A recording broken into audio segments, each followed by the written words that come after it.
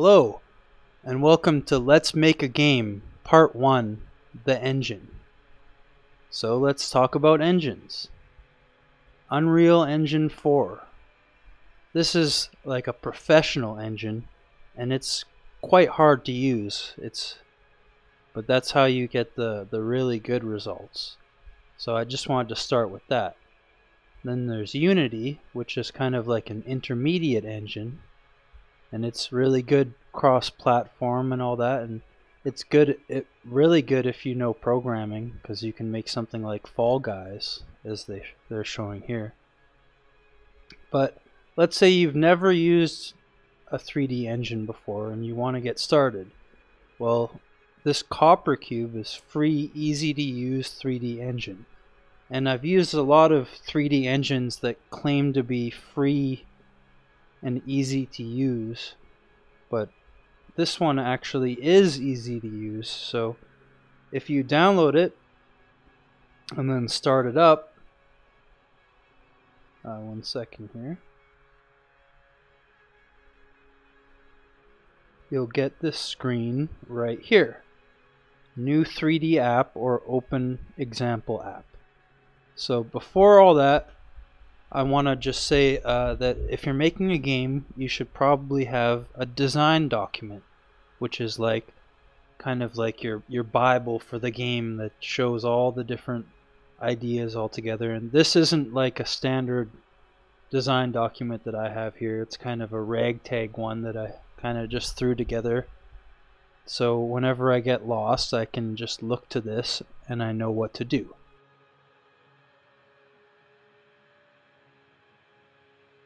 Okay, so we started up CopperCube and we see this window and we go new 3D app, okay, and it jumps us right in. So let's maximize, and we see here this is the main window of your level, and if you left click you can move around, and the arrow keys let you actually physically move through the level. And over here is your explorer that shows all the different objects that you have in your level so far. So it gives us this cube here as a default thing in the start, and it also gave us this skybox, which is those bright clouds all around us basically. That's the skybox. So if you go click the skybox here and then go down to properties and go to the materials, we can actually see the texture of the skybox, the bottom, the top. It's actually just a big cube around us that gives us the illusion that it's a sky. That's basically what a skybox is. Okay, so before we get started, what I suggest you do is gather all the resources that you're going to need for your game in one place, and do it ahead of time before you make your game. So I've gathered all the resources that I know I'm going to need for this game ahead of time and put it in its own folder here. And you can use opengameart.org or sites like that, and then you go CC0, and then you know it's 100% free and legal to use in any kind of game, even a game that you're going to sell or give away for free or whatever. You just know there won't be any problems. So I went ahead and I got all the resources that I know I'll need for this game ahead of time, and that's going to save me a lot of time. So I'm going to get into the basics of the engine now. The first thing I'm going to do is save the game and go to my folder of my game, which is Radioactive, and I'm already there. And then I'm going to save it as RA01. Radioactive 01. And the reason I'm going to save it as 01 is because we're going to get in the habit of making multiple versions of the game as we go, just in case something really bad happens. You can have an older version to fall back on, and that's a good habit to get into when making games. So let's go over here and select this cube and just delete it. We don't need that cube.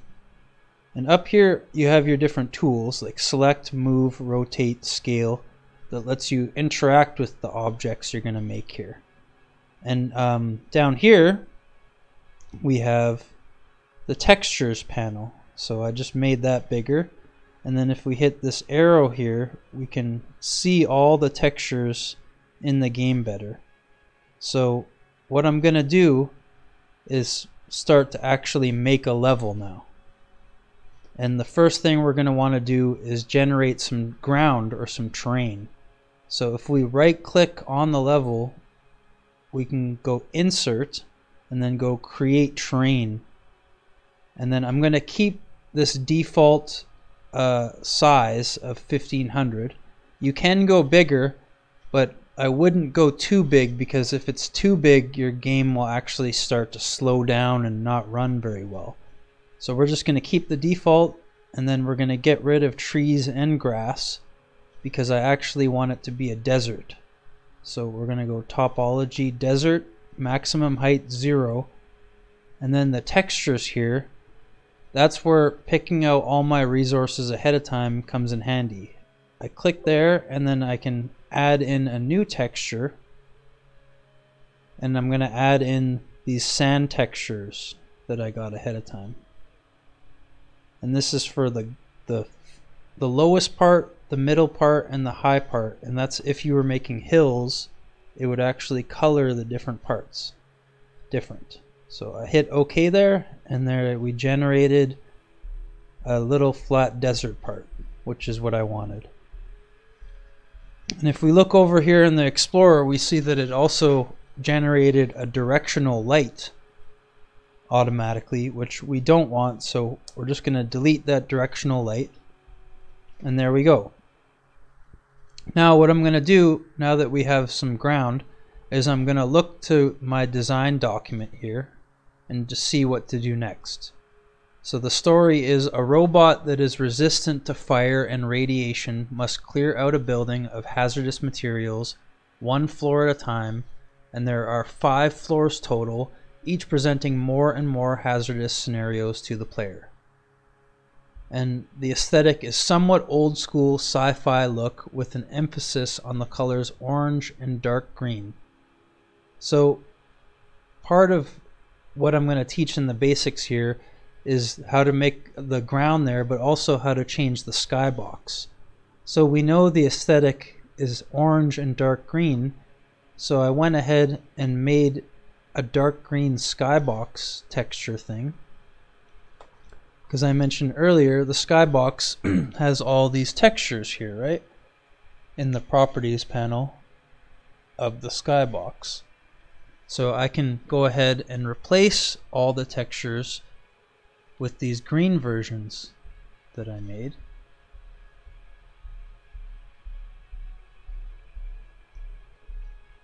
Oh, that's wrong. But you kind of have to line them up properly, just by kind of figuring out where they go. That one goes there.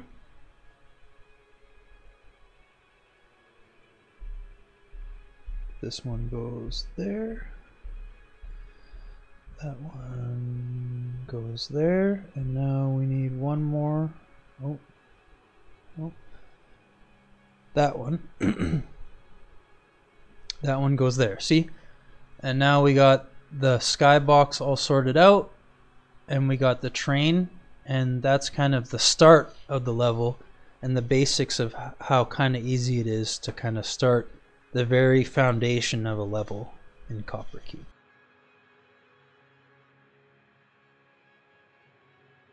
So here we are.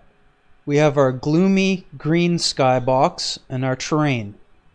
So we go back to the design document and let's look at the design goal. Make the entire game take place in one CopperCube scene. So in this scene, by focusing on just one scene, we can better utilize all gathered assets and make things more things to do packed into the scene. So here's all the gathered assets again, and we're going to utilize all this as much as we can. In other words, keep it simple so we can get it done. And I put 2 asterisks here because I want you to keep in mind to keep your first game simple. Don't try to make World of Warcraft right away or something. Don't bite off more than you can chew. Okay, so we know we need a robot and a 5-floor building. And down here we have the prefabs, which is a whole bunch of stuff built into CopperCube that you can put into your maps. But as you will notice, I have a bunch of stuff that isn't in the default. And that's because if you right click here and go download more, it'll open this page here where you can see a bunch of other things you can actually download and add into your game.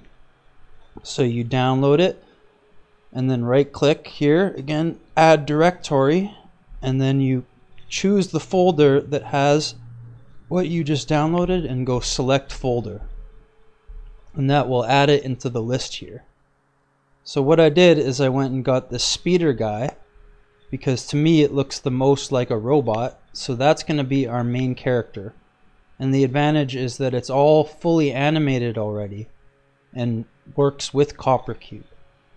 And then I also got this here, the 5 huge empty buildings. And then I loaded those into the game, so now we got building with 5 floors here. Well, that's exactly what we need. So create instance, like I just did, and you'll see it created itself way over here. So we make sure move is selected, and we zoom in on it with the arrow keys until we can grab it. And there's the front right there, you can see. So we're going to pull the front over onto this. I'll go towards the middle of the sand here, and that's where I want this here. So kind of just line it up and make sure it's right. See, that's not quite right, so oh, right there. So there, now it's lined up. And now we need the robot. So like I showed before, we downloaded that speeder guy. So speeder is right here. So create instance, and he's now in the map. And you can see he's already animated with his idle animation. But we need to make sure he's the right size. So we'll bring him over to this doorway. You can see he's not exactly the right size. He's way too small. We want him to look natural to fit into this doorway. So we'll choose scale here and then hold shift and scale it up until it looks about right. We'll say right there. Now we have this 5-floor building in our explorer and the speeder guy.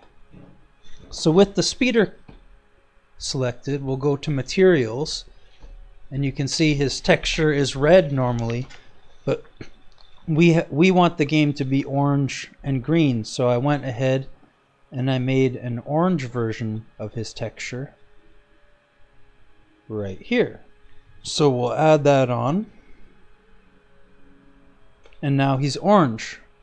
But instead of solid right here, I'm actually going to change it to solid fake reflective, and then change it like that, and now he kind of looks metallic. And I thought that's a cool way to have the main character look like that. So that's going to be the main character.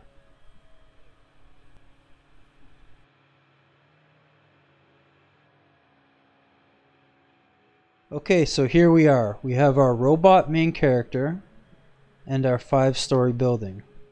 But things are kind of looking flat lighting wise, so we're going to fix that. If you go up here to the actual scene, the new 3D scene 1 here, it'll probably be called, and then you go to attributes, ambient lighting here. Right now it's set to kind of a gray, so if we put that all the way down to black, that's a good start. Okay, it still looks weird, right? Well, right click here and go create a point light. And now we have this light here. So go to the attributes of the light and then change the color of the light to orange or whatever color you want, right? And then change the radius to something pretty big like 700. Now it's really bright, so we're going to lift it with move and put it up into the air like that. But see, right now it's only affecting the ground, right? So if we select the building here and then go to materials, lighting is set to none, so put that to dynamic. See, and now all of a sudden the lighting looks way more, well, dynamic. And now we select the main character, do the same with him. And we're going to change it from solid to the reflective again.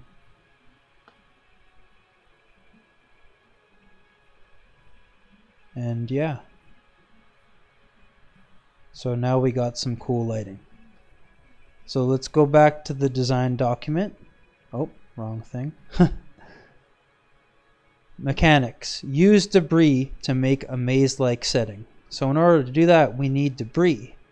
Well, in my resources here, I have debris, barrier, cube, cylinder, hedra, and wall. So if we go into CopperCube and then go File, Import, Static 3D Mesh from File. And now we're going to load those things one at a time. So barrier, and we load it, and it has no texture at first. So we're going to go here and choose this concrete texture and then add it to the materials of the barrier and add it on. And then change it to dynamic lighting, and now we got a barrier, see? So we'll put it on the ground here, and we'll load the rest like that too. Cube, put the texture on, put it to dynamic, put it down. There we go. Next one, cylinder, put the texture on, put it to dynamic, put it down on the ground. Next one, import, static. The next one's hedra, which is this crazy thing here. And we put that down on the ground. And you can see we can kind of start to make that maze-like setting that the player has to go through with these. And the last one is wall. So these are all the different concrete barriers and debris that we'll be able to do that maze-like setting with. Okay, and then next is a radio on each floor plays music that is unique to that floor. So this is a good time where we can also get into 3D sounds. So I have a radio here. I'll import static mesh radio. And you can see it has no texture, but if we go textures and then add, I have a radio texture here. So we'll add that on, put lighting to dynamic, and I know it's going to need to be scaled up a bit, so we'll do that. And what I want to do is have it sitting right on this thing over here. Okay, we'll scale it up a bit still. So yeah, we'll have it right there sitting on that. And now we right click, go insert, and then go create a 3D sound. And then put that sound on top of where the radio is. And then with the sound selected in the Explorer, you go to attributes of the sound, the 3D sound, and go sound file name, select, and you choose your song. And OGG or OGG is the best format for music for games because it's the highest quality while also keeping the smallest size. So we'll put that on and turn down the volume a bit, and see the 3D radius is at 100, which is that circle around it. And that's saying that if you get within that distance of it, you'll hear it more. So see, we're getting further away, we'll hear it less. And if we get close, we hear it more. And that's how the 3D sound works. So if you hit play as 2D, it'll just play without being 3D like that. But we want it to be 3D because each level is going to have one of these radios that plays a different song. So there we go. We did the lighting and also a bit about 3D sound and the debris.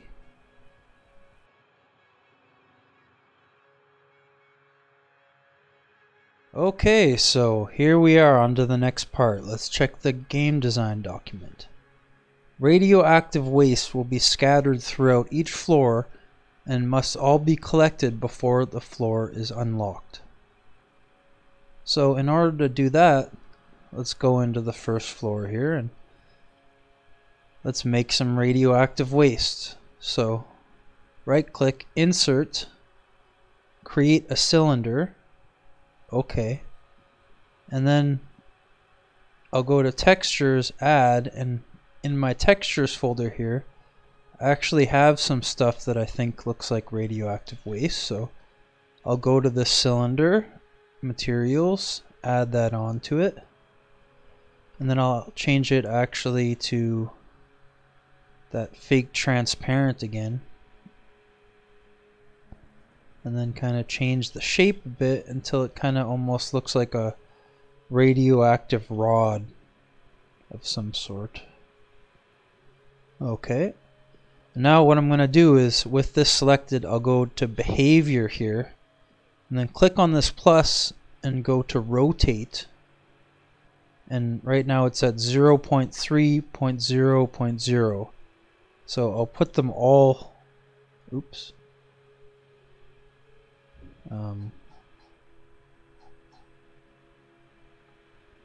Apparently I did something there.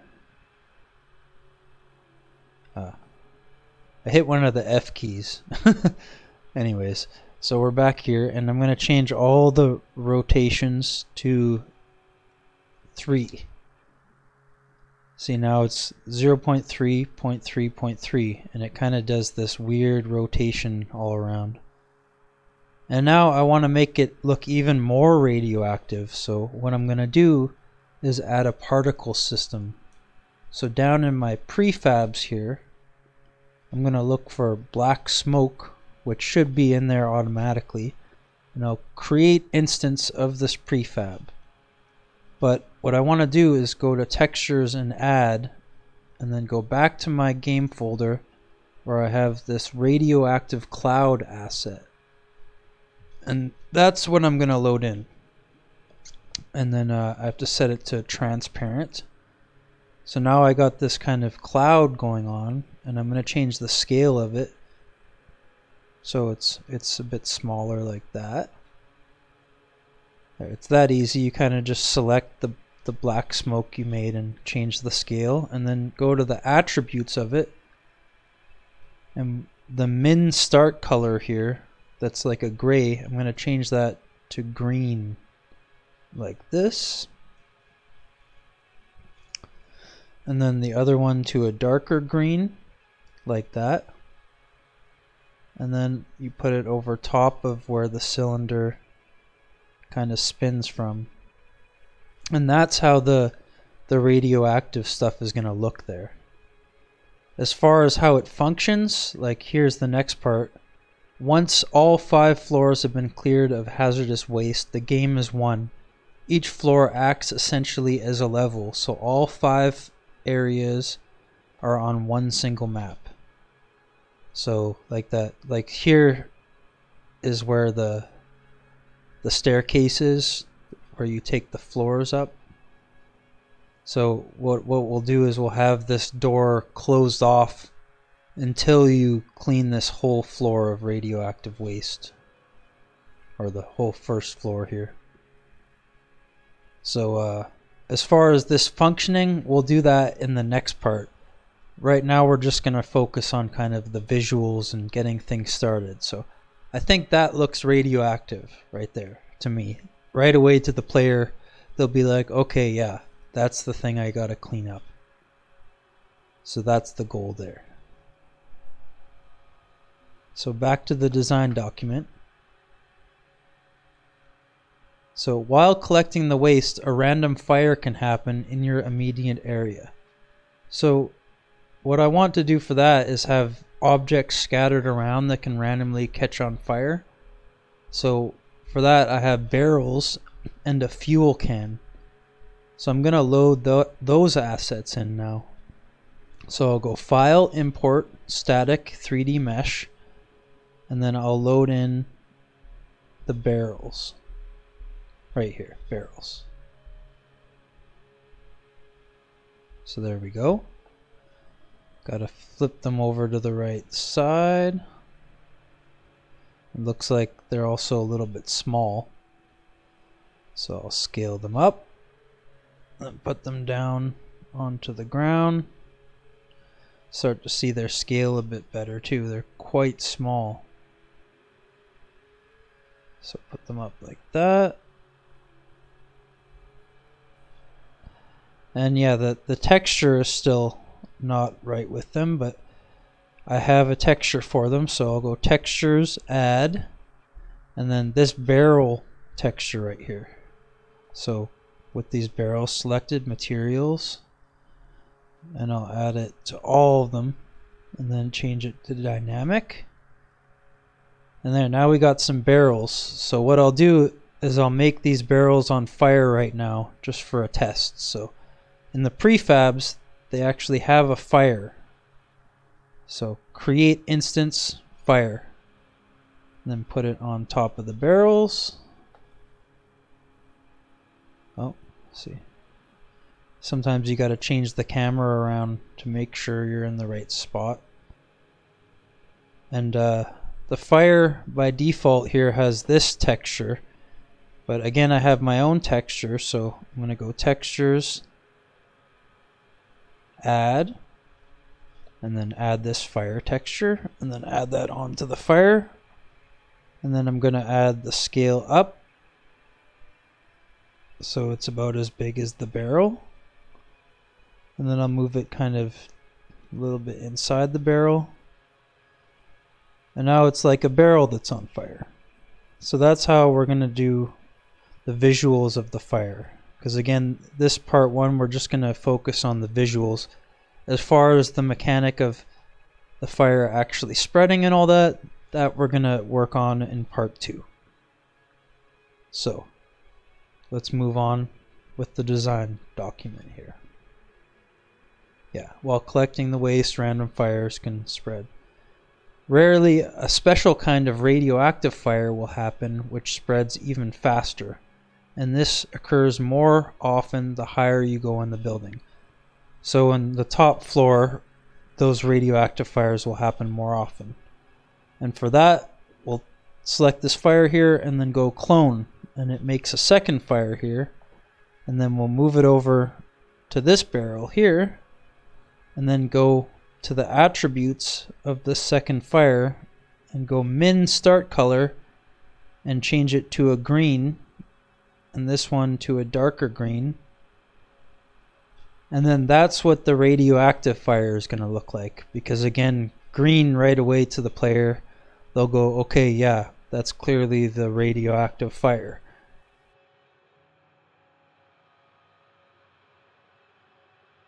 Okay, so we're back, and first thing I'm going to do is I'm just going to add a light here. Because I just want a light under this porch thing. I think it's going to look cool. Yeah. Just like that. That's it. Okay, now the goal here is we're going to make this guy actually playable as the player. And we're going to make it so he has acceleration when moving because he weighs a lot, kind of thing.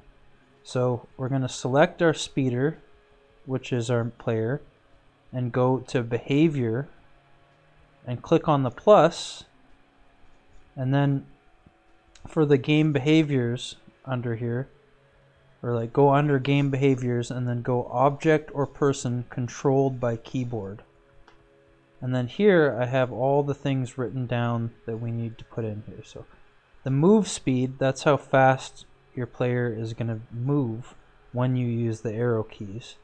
So the arrow keys are now going to control our robot guy.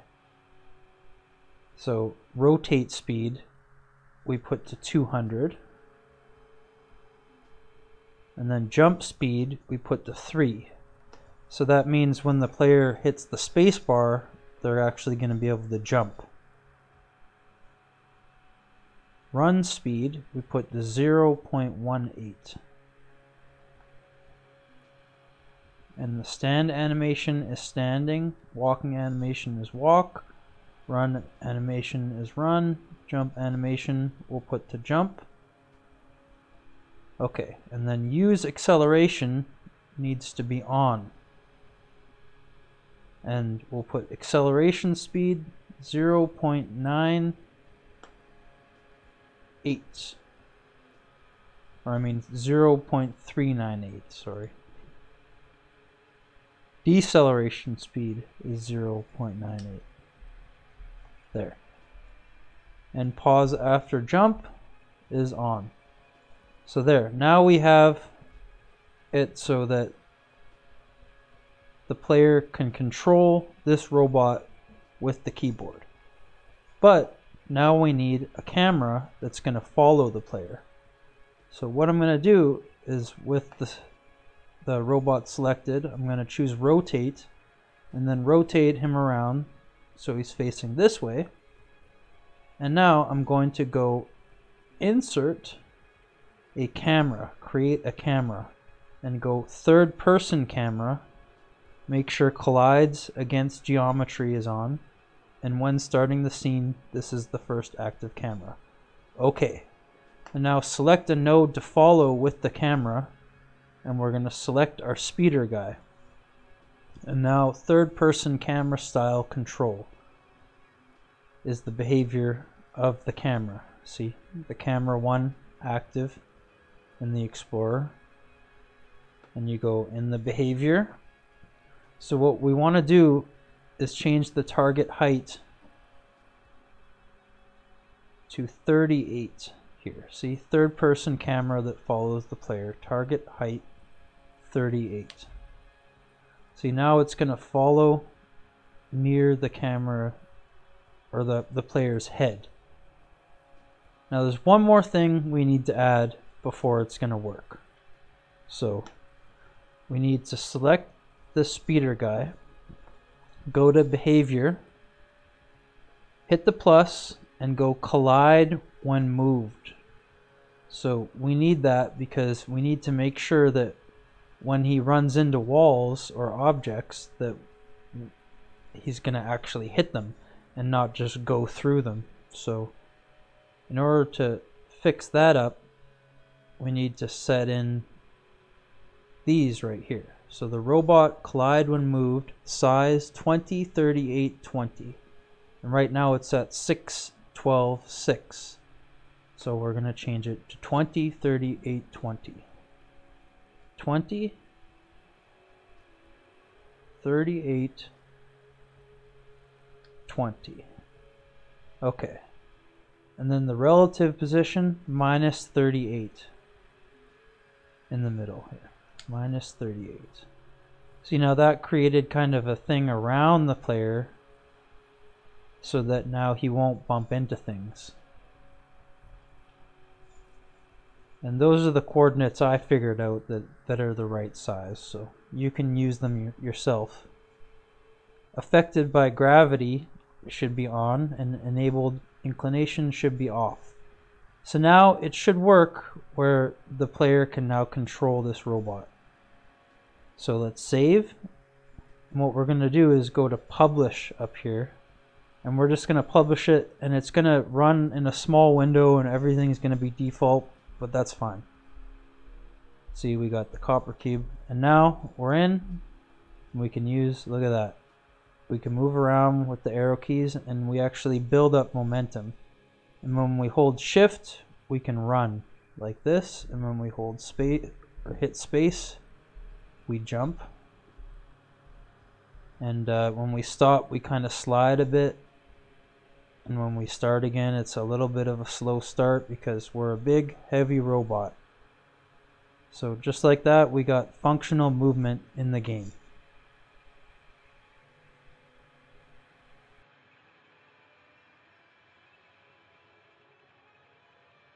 Okay, now that we can move around the map, what I want to actually make here is kind of like a very rudimentary main menu kind of system. And I'll show you here. What I did is I made this ahead of time. So this is kind of what you want, like, is just a little window here for your main menu or something. Whatever you want for your main menu, but this is what I did. New game, credits, and exit game. So I made that, and I'll show you what you can actually do in here in your Explorer. You can go Insert and create a 2D overlay item here. Create a 2D overlay item.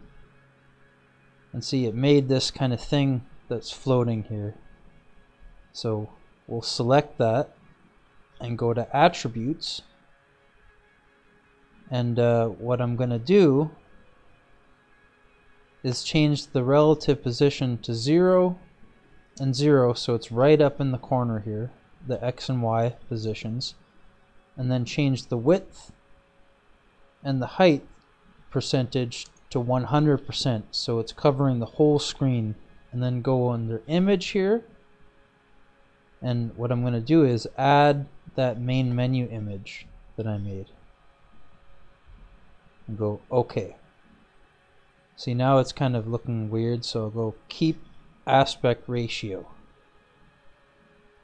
get rid of Sharpen Image, this draw background, get rid of that, and there, now I got a little thing that pops up that is the menu. So if I publish the game again, see, it pops up.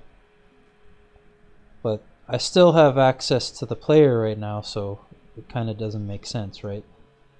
So what I'm going to do is we'll insert another camera and make it a simple camera that doesn't have any behavior, and make this when starting the scene, this is the first active camera. Okay, and I'm going to show you another thing you can do here now is if you go View, Add Viewpoint, you can go from Camera in Scene, and then you can pick that camera 2 that we just made, and it'll actually let you see through that camera's point of view. So what I'm going to do is I'm going to set up a shot with this camera that's going to be the main menu. Like this is, you know what I mean? Yeah. See, that's cool. Just like that. So that's going to be the main menu. So what I'll do to make that function is eventually have all these separate buttons work. But just to be lazy for this first part, I'll just go onto this overlay, which is, see, if we change the visibility here, we can see that that's what it is. And then go to Behavior, and then go when clicked on, do this. When clicked on this, do something. And then in the action, we'll go Edit Actions, and then add an action, and go hide or unhide a scene node. And we'll go make invisible the current scene node. So now when people click on this, this will disappear. But what we also want it to do is not only make that disappear, but we'll go Camera and Scenes, change active camera, and we'll change it to the camera 1, which was the camera that followed the player. And to make it so that the player still can't control this main character, we'll go to Speeder here, and we go Disable without active camera. And I think that will work. Let's see. Yep. So now it's like this, and if we click on that, it now kind of works as a menu.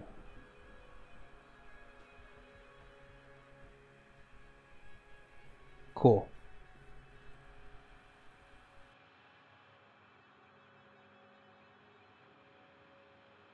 one really cool thing about CopperCube is that you can actually add in like custom JavaScript code, and it's easy to do that this way, where if you click again on the new 3D scene, the actual thing, and then go to the behavior, you can go before first drawing, do something, and then go action, and then the plus sign, you go special, execute JavaScript.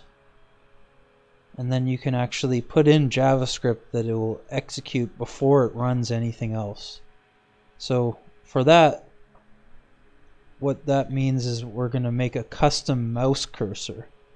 So I don't have time to explain how all this JavaScript code works. Not that I even could, but basically I got this from a free tutorial on how to change a mouse cursor in CopperCube with JavaScript. So you can find tutorials like that where you can kind of just copy the code and kind of know it'll work. And it's not a big deal if it doesn't work. You just take it out again. But so anyways, this cursor.png means that it's going to load a custom cursor now when it loads the game. And that custom cursor is already in my game folder here, right here. So it's this green cursor here. So now that's going to be the cursor of the game instead of the standard mouse cursor. Okay. And it's that easy to add in a custom cursor like that through JavaScript. And I'll put also on reload, so if the level gets reloaded, it will do that again too. Okay, now since we're on publish here, let's go to the publishing settings and let's make it look better, the game, so it's not in that small little window. Let's go to windows.exe and let's go to window resolution. The width should be 1920, and for testing purposes I like to put it to 1080, so it's not quite full screen but it looks good. And then 3D video driver I put to OpenGL because that looks better. And then put anti-aliasing on, and vertical sync should be on. And maximize button means full screen, turn that off for testing. Usually I do. And then okay. And now when I publish the game, it's gonna look way better. See? This up here won't show up, but there we go.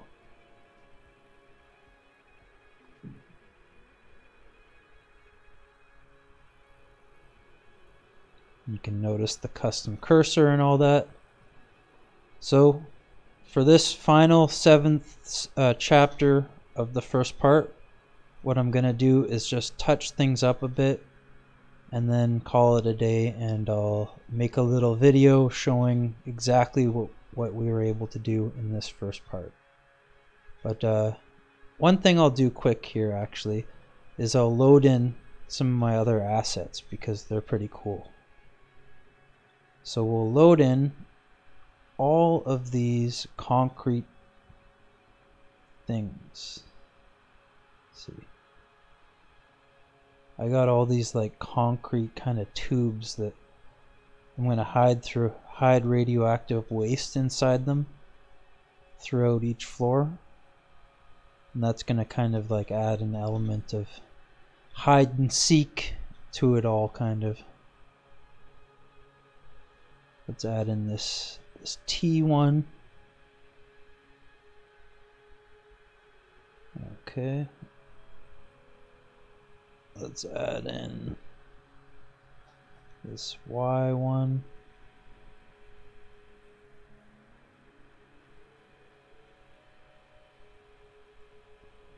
And I'm gonna kind of rearrange all these things quickly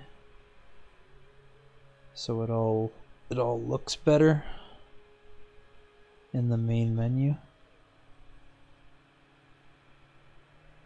I'll kind of make sure they're all visible here. Just quickly move them all over while I'm jamming to that desert music that you probably can't even really hear, but in my headphones it's a little bit louder. But yeah, I'm gonna make a little video that kind of plays before this one that's like 10 seconds long. That's gonna be like, here's what you can make in under an hour if you follow this tutorial. So I just kind of want to move these floating things inside because they kind of look not quite all there when they're floating in the air. Okay, well that was that. That was some cool assets. Okay, let's think of one more thing to do here. This is me kind of ad-libbing the video in real time here. Okay, let's add in a wall.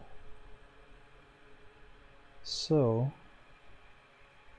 I have all those textures that I got, and that one right there is the coolest wall texture that I got.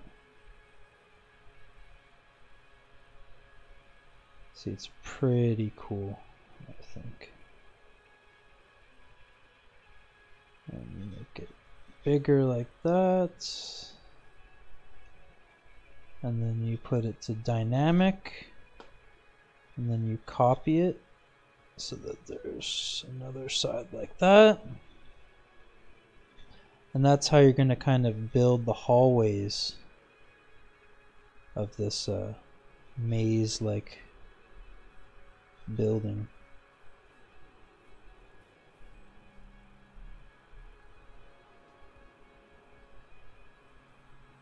And yeah, I think we'll call that the end of the first part. And part 2 will actually be getting into making this first floor actually have more of a layout that's kind of like a level, and making it so that you can actually approach these, and then when you hit the E button it'll like kind of suck up the radiation and play a kind of particle animation. So yeah, that's all gonna be in part 2 of Let's Make a Game where we're making Radioactive.